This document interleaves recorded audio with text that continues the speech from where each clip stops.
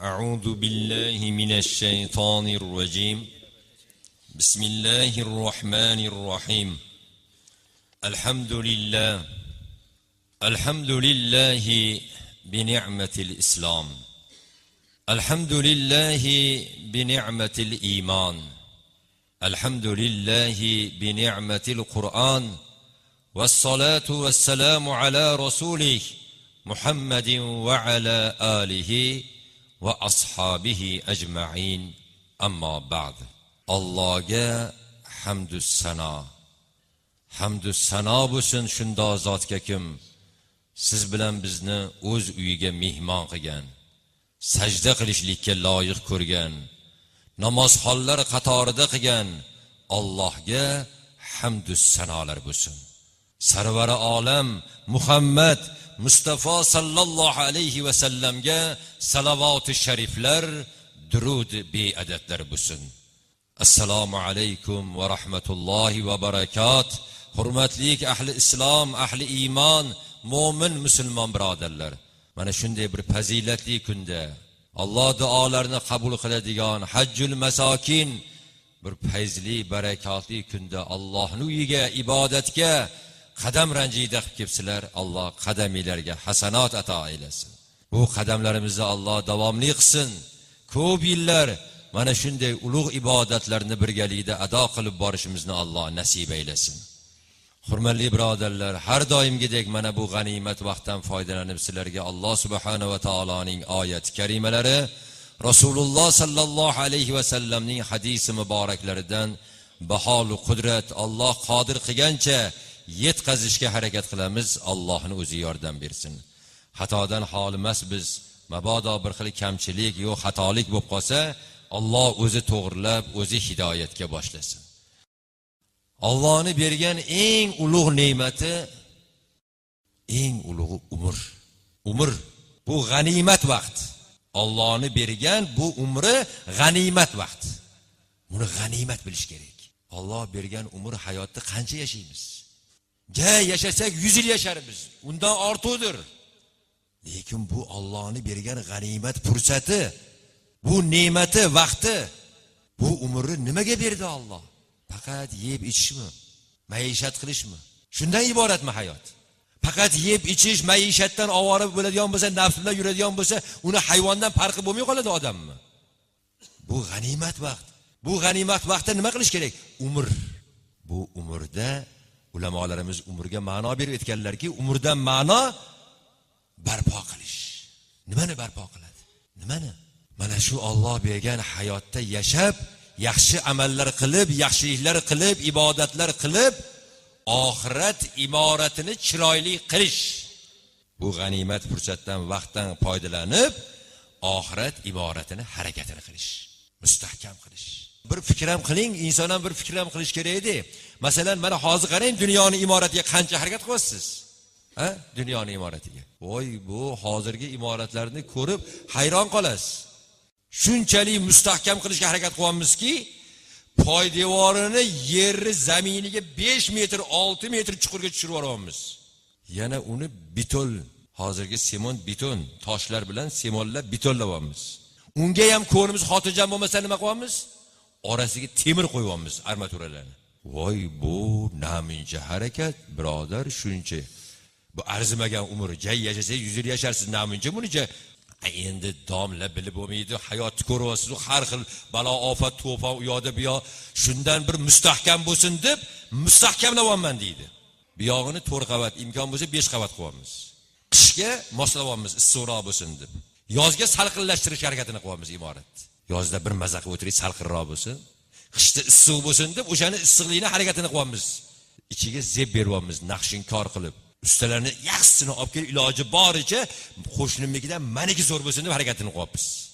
Namuncha bu naqshinkor desangiz, nima deydi? Hay, kirgandan keyin bir maza qilib yotinglar ichkida chiroyli ko'rib. Imoratning ichida chiroyli bo'lsin deb harakat qilyapmiz. Bir usta aytib beradilar, tunikachi usta.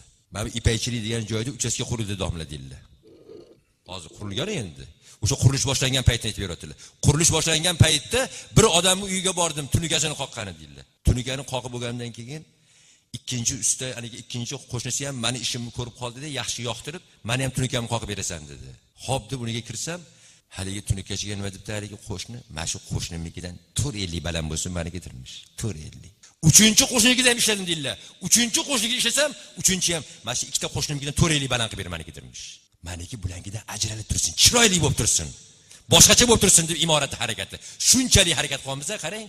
Boshqaligidan ortiq bo'lsin deb. Bu dunyoda ham oxiratning imoratini harakatini qilish uchun amalimiz birovnikidan ortiq bo'lsin, amalim mukammal bo'lsin deb harakat qilyapmizmi?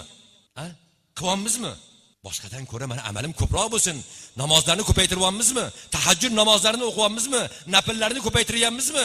Nomai a'molimga zaxira bo'lsin. Imoratim chiroyli bo'lsin. Oxiratda qabrim yorug' bo'lsin.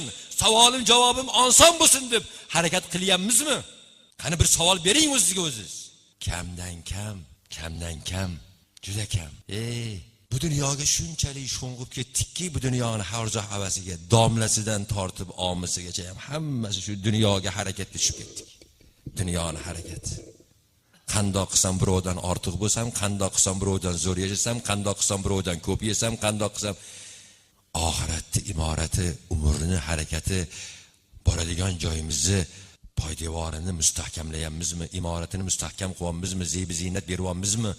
Bunga g'aflatda biz. G'aflatda. Puf etib jon chiqadigan bo'lsa nima hamroh bo'ladi? Nima? Kim yoningizga kiradi? Mansabmi? Amalmi? Zo'rmlikmi? Puldorlikmi? Nima kiradi yoningizga? Kim kirib boradi? Yaxshi ko'rgan o'g'lizam, otam bechora raza imorat qurgan edi-yu, bolam yashasin deb mana imoratga otam bir chekkaga qo'yib qo'ydimi edi.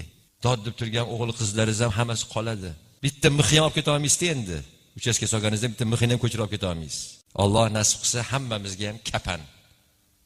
Bu ham nasib qilganga.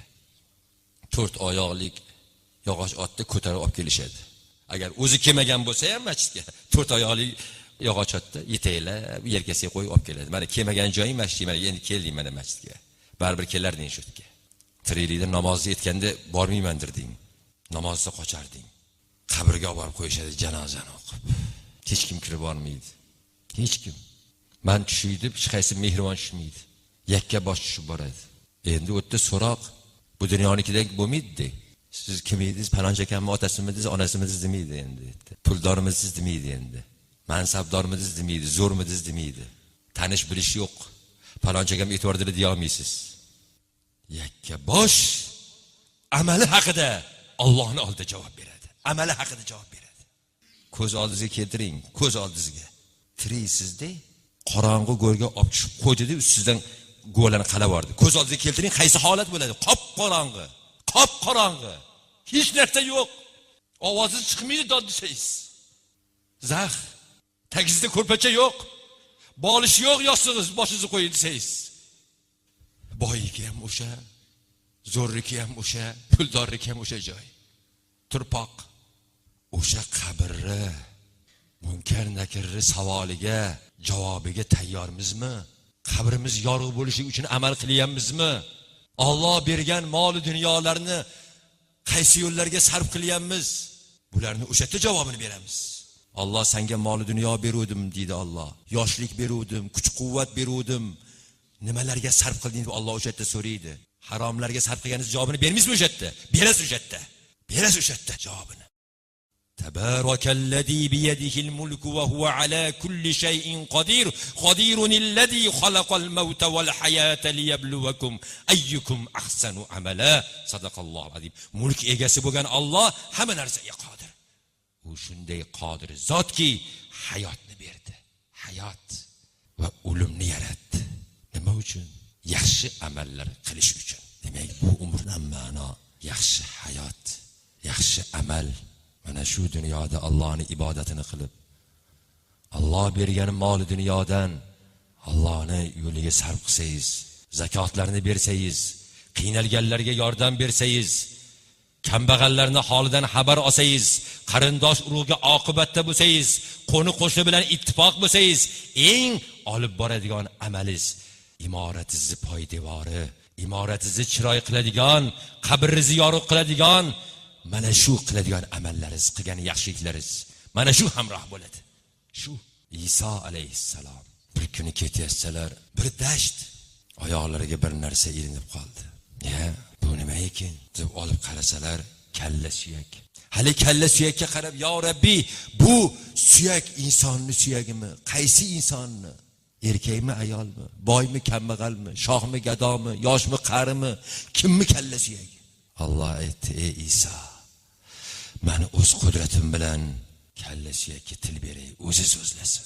Alloh o'z qudrati bilan kalla suyakka til berdi, so'zladi: "Ey Isa, mana shu sen ketayotgan dasht cho'l ilgari katta bir shahar bo'lardi.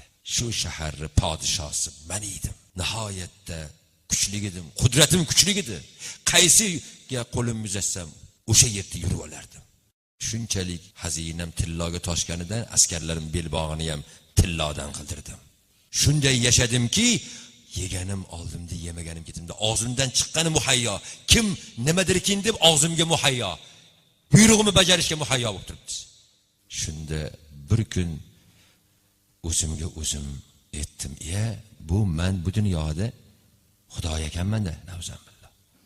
Nima desam og'zimdan chiqqani muhayyo bo'lsa, buyrug'im ado qilinayotgan bo'lsa, qayerga qo'lim uzatsam yetsam, hamma mening buyrug'imga muntazir, nimadirkinlar deb turibdi. Shu xayolda umr o'tkazdim. Ey Isa, bir kuni nafas olay desam nafas ola olmayman. Nafas chiqaray desam chiqara olmayman. Bu sakaratul maut, o'lim vaqti ekan. Ey Isa, bu nafas olib nafas chiqarish juda ulug' ne'mat ekan. Bu nafas olib nafas chiqarib yurganimizda bu ne'matni qadriga yetmagan ekanman.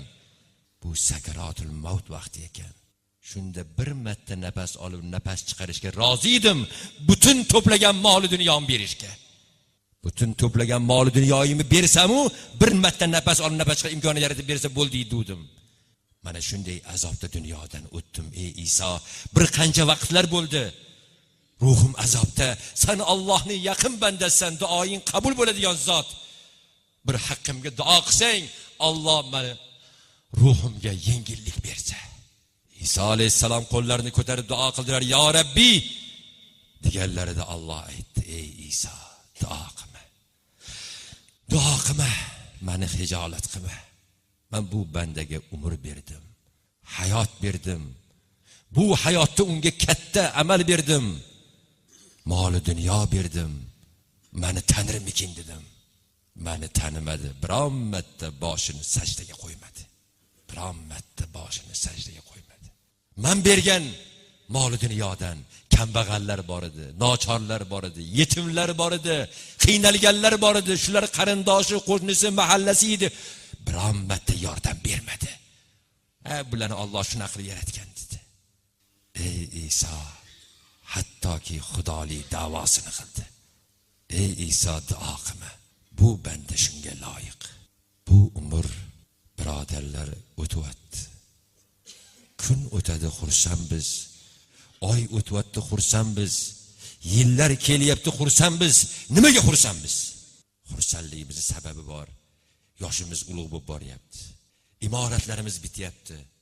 Mashinalarni yangilayapmiz. Qizlarimizni chiqarib o'g'illarni uylantiryapmiz. Ellar orasiga tushib qoldik.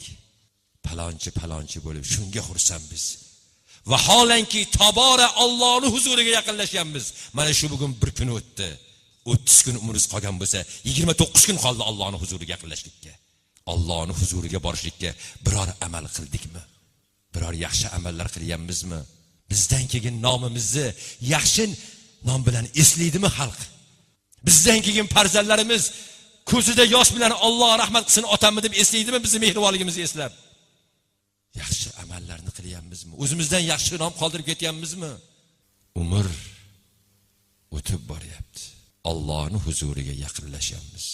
Iloyo Alloh o'zining huzuriga borganda yuzimizni yoriq qilsin. Qabrimizni yoriq qilsin. Savol javobni Alloh oson qilsin. Qiyomat kunida ahli islom qatorida, mo'min musulmonlar qatorida bo'lishimizni Alloh barchalarimizga nasib aylasin. Janobi sarvari olam ummatim deb shafoatlaridan Alloh barchamizni bahramand qilsin. Rabbana atina fid dunya hasana va fil akhirati hasanatan va qina azaban nar bi rahmatika ya arhamar rohimin.